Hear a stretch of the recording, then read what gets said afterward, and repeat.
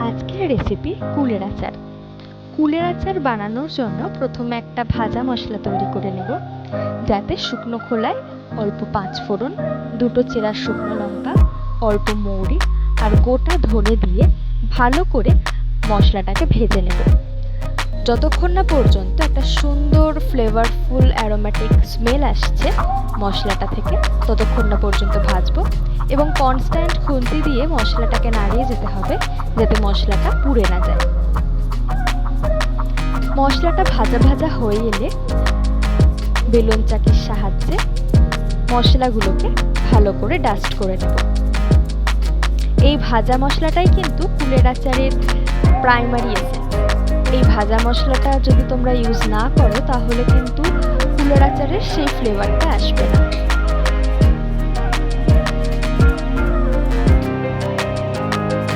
এই ভাজা মশলাটা আমরা ইউজ করি এই 4টে মশলা দিয়ে।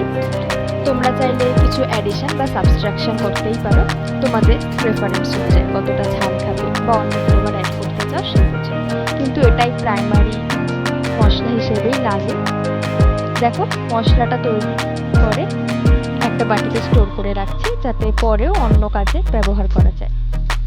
এবারে একটা কড়াইতে 1 গ্লাস মতো জল ফুটাচ্ছি। জলটা ফুটে এলে তাতে গুড় ইউজ করছি।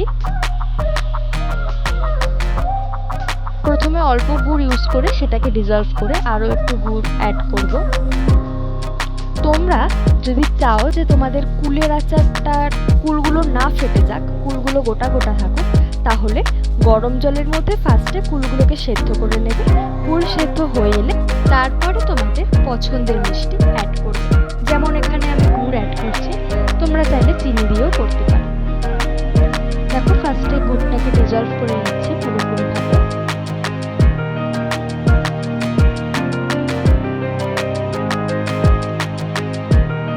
গুড় ডিজলভ হয়ে এলে এখানে স্বাদ অনুযায়ী নুন দিচ্ছি।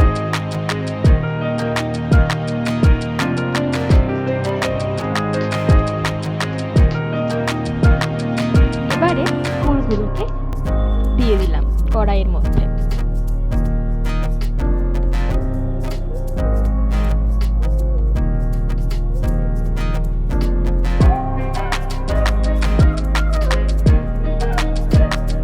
এবারে ভালো করে লিকুইডটাকে ফোটাতে হবে।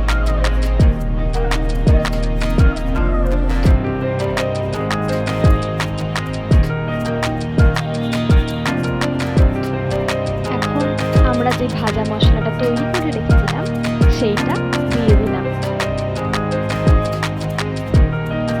আমাদের 90% কাজ কিন্তু এখানেই শেষ। এবারে যেটা করব সেটা হচ্ছে শুধু জলটাকে রিডিউস করব। আমরা কীরকম কনসিস্টেন্সি চাই সেই রকম অনুযায়ী জলটা রিডিউস করব। এখানে আমরা একটু স্টিকি স্টিকি আচার বানাচ্ছি, একটু ঘন, তাই জন্য জলটাকে অনেকটাই রিডিউস করব। দেখো, এইরকম কনসিস্টেন্সি চাইছি, একটু চিটচিটে, একটু ঘন। দেখো জলটা কতটা কমে গেছে। আমাদের কুলের আচার কিন্তু রেডি হয়ে গেছে। তোমরা কমেন্ট করে জানিও তোমাদের এই রেসিপি কেমন লাগে। Thank you.